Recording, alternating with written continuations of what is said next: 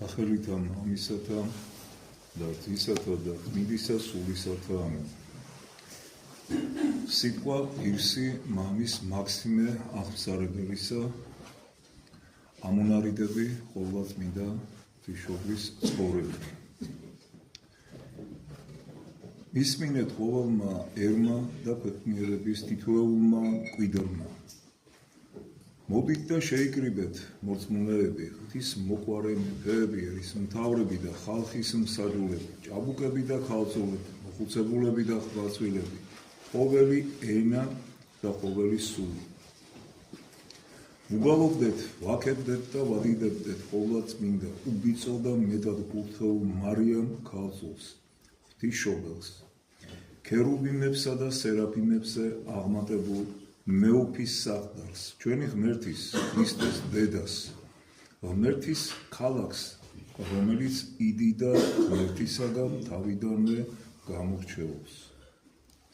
სულიწმინდის ტაძარს, მაცოცხლებელი წყლის წყაროს, სიცოცხლის ხის სამოთხეს, უკვდავების სასმელს, გამომღებელ ვენახს, გაუტევნელის დამტევან კიდობას, უკვდავების მომნიჭებელი მანანაის ოქროს ჭურჭელს, გაუთესლელ ღელეს, რომელმაც სიცოცხლის ხორბალი აღმოაცენა, მადლის სურნელებით სავსე ქალწულების ყვავილს, საფრთხო მშვენიერების შროშანს, ქალწულსა და დედას, რომლისგანაც დაიბადა ქვეყნიერების სოდვების თავის თავზე აღმღებელი ღმრთის სამსხვერპლო ტარიგი, ყოველ ზეციურ ძალაზე უმეტეს საგანძურს. სახარების მიმღებელმა ყველა წარმართმა აღაპყრენით ხელები და სიხარული აქეთ ქალწული ღმრთის მშობელი, აქეთ ტკბილი და ყველასათვის გასაგები, საამური ხმით, რადგან ყველას გვმართებს ქება დედუფლისა, რომლისგანაც მოგვეცა სიცოცხლე. ადამიანებთან მოსასვლელად ღმერთს სჭირდებოდა ღირსეული სამყოფელის მოძებნა და მარიამის სიკეთე გამოირჩია, რათა მასში დაბინავებულიყო. ღმრთის მშობლის შესაფერისი დიდება ადამიანთაგან შეუძლებელია, მაგრამ ჩვენი შეძლემისამებრ ვაქოთ და ვადიდოთ იგი, რადგან როგორც თვითონ ყოვლად სახიერი უფალი შეუძლებელს არავისაგან მოითხოვს, ისე მისი ყოვლადწმინდა დედაც თავისი სიკეთისა და ჩვენი უძლურების შესაბამისად მიიღებს ჩვენგან ამ დიდების მეტყველებას.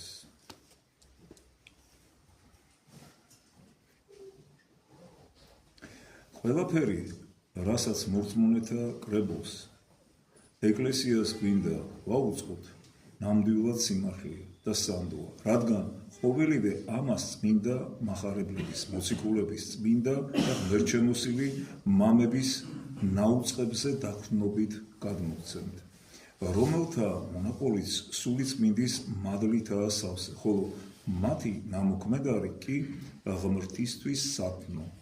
ესენი არიან წმინდა სასწაულთმოქმედი გრიგორი ნეოკესარიელი, დიდი ათანასი ალექსანდრიელი, ნეტარი გრიგორი ნოსელი, დიონისი არიოპაგელი და სხვა მრავალი წმინდა მამა.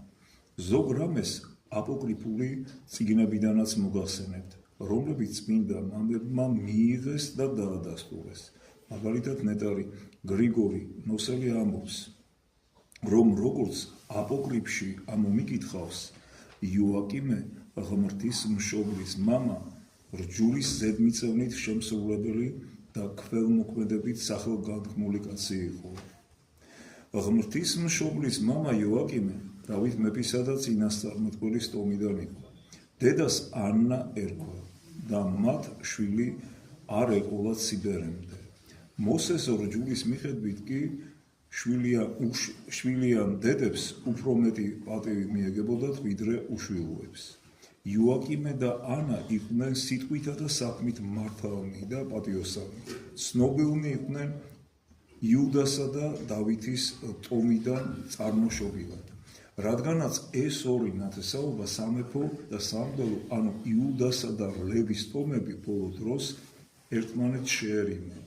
ასე წერია როგორც იოაკიმეს, ისე იოსების შესახებაც, ვისაც მისთხოვდა წმინდა ქალწული. მიუხედავად იმისა, რომ უფრო ახლო წინაპრის დავითის ტომიდან იწოდებოდნენ, მაინც ორივე ტომიდან იყვნენ.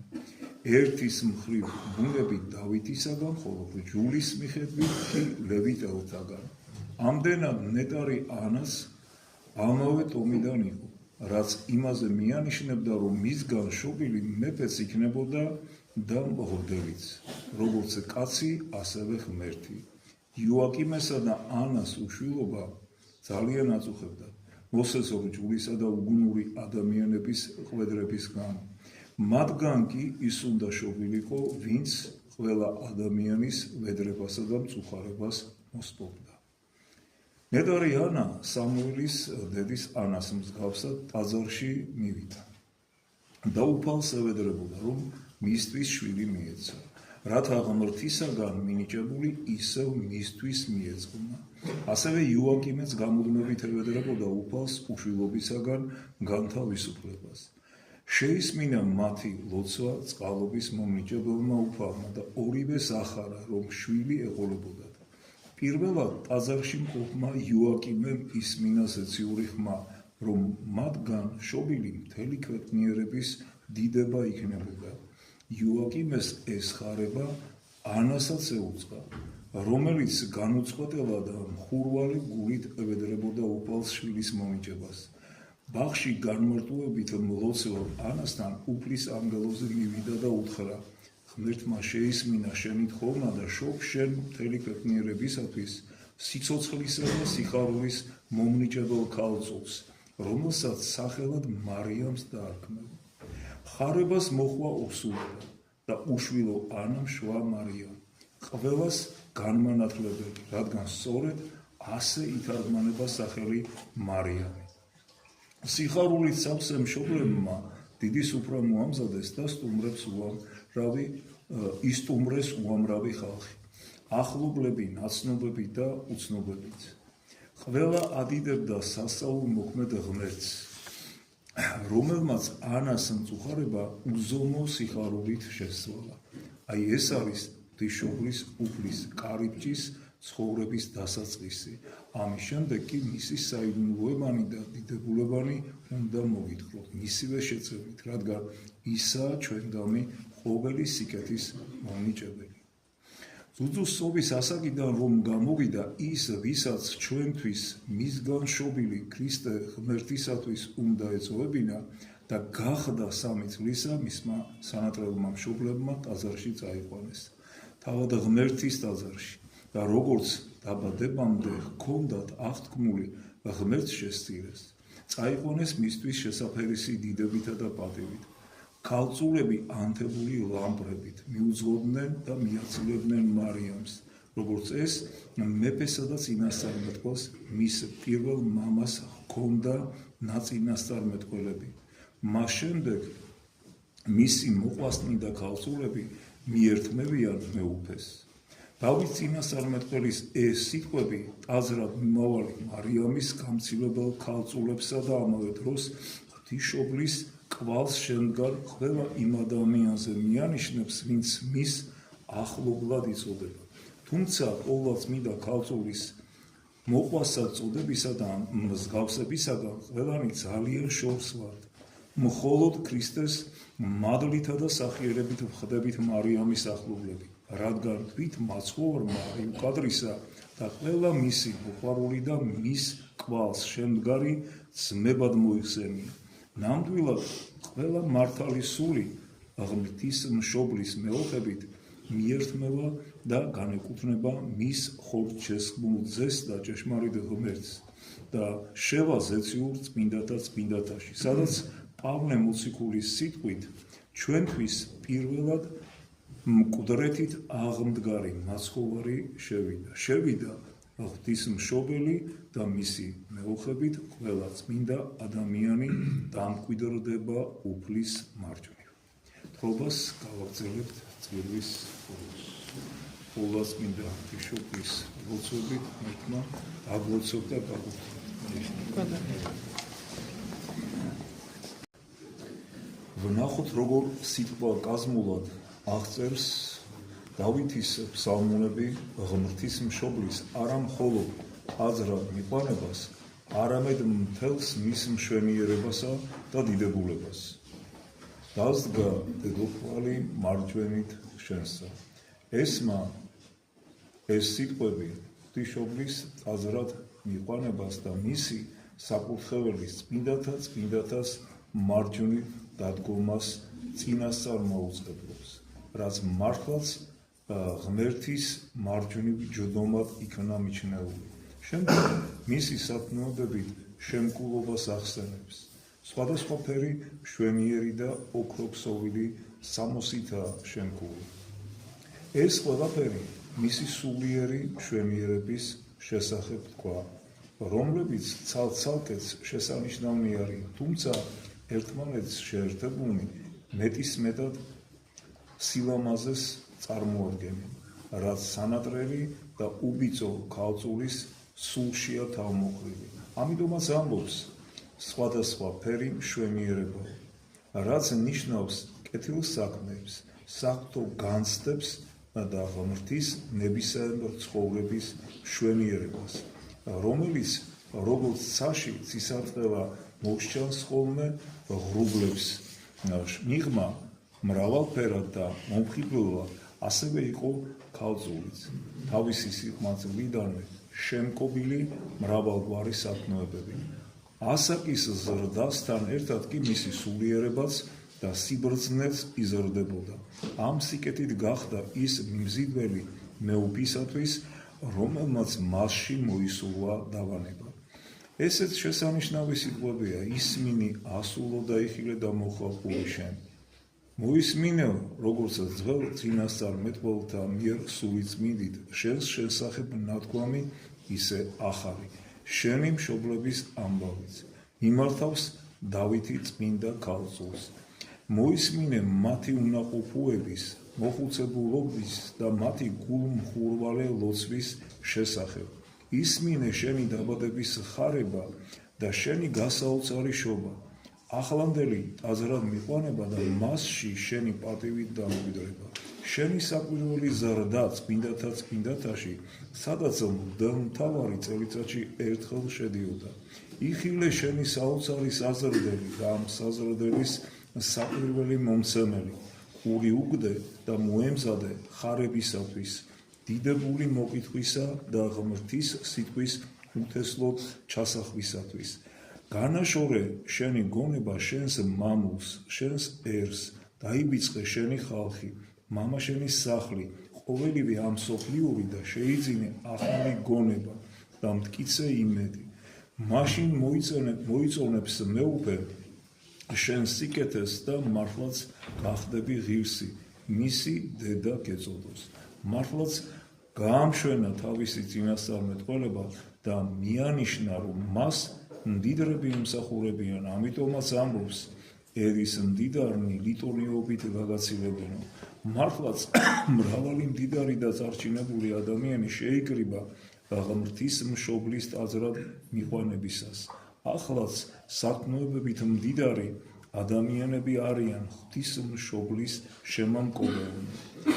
გარეგან მშვენიერებაზე მეტად დავით მეფსალმუნე მარიამის შინაგან სრულყოფილებას ხედავდა. ამიტომაც თქვა, მეფის ასულის მთელი დიდება შინაგანია. ამ სიტყვებით არა მხოლოდ სულიერი სათნოებები გადმოიცემა ყოვლადწმინდა ქალწულისა, არამედ სულიწმინდის მადლთა სიმრავლეც. ამიტომაც ამ მეტისმეტი მშვენიერების ერთობისა და ამავე დროს მრავალგვარობის მაჩვენებლად ფოჩებიან ოქროქსოვილ სამოს ახსენებს დავითი. როგორც მისი ფოჩებია განცალკევებითაც მშვენიერი და ერთიანად კი მთელ სამოსელს ამკობს, ასევე მრავალია დედოფლის სათნოება, ერთი სულიწმინდის მიერ მინიჭებული და გამზადებული. ასე მოხდა ქალწულის აზრად მიყვანება და მისი გამოთქმა ჩვენ უცდური გონებითა და ბორძიკი ენით. საოცრებების კიბეს წარმოადგენს ამბავი იმაზე, თუ როგორი იყო ტაძარში ცხოვრება თავად ზეცის კიბისა, ღმრთის მშობელისა საოცარი იყო მისი საკვები და გონიერი საზრდელი, რადგან მთავარ ანგელოზის ხელიდან იღებდა მას.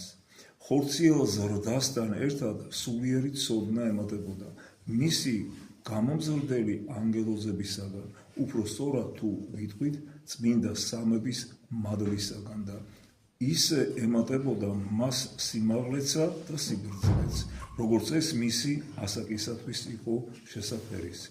ისევე როგორც ამას მისი ძის შესახებ ამბობს მახარებელი. ასე იყო საჭირო, რომ იმას, ვისაც საკუთარ საშუში უსაზღვრო ღვთაებრივი ბუნება უნდა დაეტია, იმის ყოველი ქმედება ჩვეულებრივზე უკეთესი უნდა ყოფილიყო. წმინდა წერილი იმიტომ საუბრობს მის ხორციელ სიკეთეზე, რომ ყოველმხრივ საკებარი ქცევა აჩვენოს, რადგან ის იყო სწავლის მოყვარე, წმინდა წერილისა და სხვა ყველა სიბრძნის მცოდნე, რადგან ღმრთის სიბრძნი სიტყვის დედა უნდა გამხდარიყო. ასევე წესიერი და მხიარული იყო, როგორც ამბობს მასზე სოლომონი, შვენიერება შეიმოსა და ძალი შემოიხვია. იმისაგან, ვინც მისგან განხორციელდა. იგია ჭეშმარიტად ყველას დედოფალი, რადგან ქვეყნიერების დასაწყისიდან დასასრულამდე ყველა მისი მორჩილი და მადიდებელია. სუფევს თავის ძესთან ერთად და უფრო მეტად იდიდება წუთის ოფლის დასასრულის ჟამს. ბევრი ქალი იყო გამოჩენილი სულიერი და ხორციელი სიმდიდრით, ბევრიც სიძლიერით, მაგრამ შენ ღმრთის მშობელო, ბუნებითაც და ცოდნითაც გამოჩნდი როგორც მეტისმეტი და გადააჭარბე ყველაფერს შენი საღვთო მადლითა და მაცხოვრის ზებუნებრივი შობით. საოცარი იყო მისი ცხოვრება.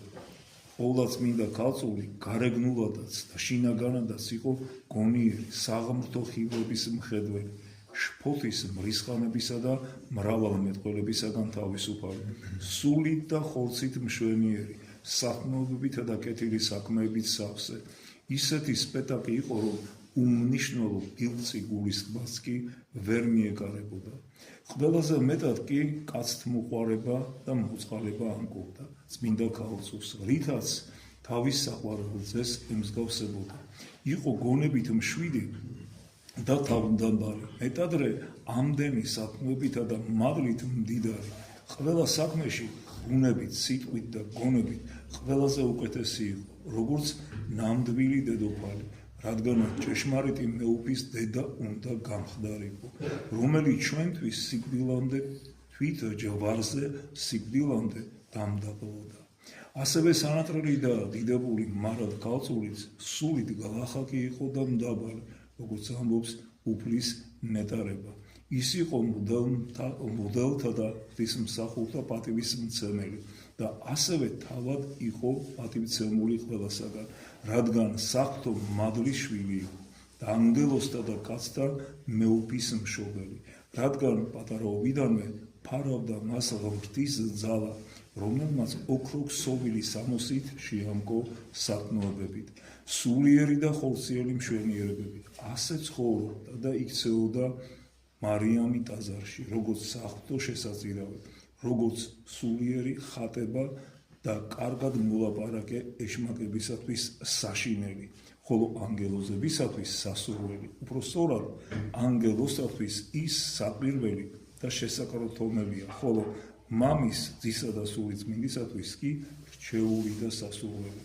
დავით მეფსალმუნეც და სხვა წინასწარმეტყველებიც ღმრთის მშობელს უწოდებენ უფლის მთას, პოხილს, სუყმთას, რომელზეც დამკვიდრებას ინება ღმერთმა. ასევე ღმრთის ქალაქს, რომლის შესახებაც სადიდებელი ითქვა, უფლის განსასვენებელი სიწმინდის კიდობანს და სიონს, რომელიც ღმერთმა თავის სამყოფელად შეარჩია. ღმრთის მშობელი იწოდება იმის ეტლად, ვისაც ათასობით ანგელოზი ატარებს. გამოუთქმელ მშვენიერება, შეუხებელ ედემის ბალად, ცოცხალ წყალად, დაბეჭდილ წიგნად, რომელზეც ყველა წიგნი მიანიშნებდა და რომელზედაც დაიწერა დაუწერელი სიტყვა ღმრთის მშობელი იწოდება უფლის ცხედრად. რომელსაც 60 ძლიერი შემორტყმია გარს. ეს 60 ძლიერი წმინდა წერილის სიტყვებს მოასწავებს.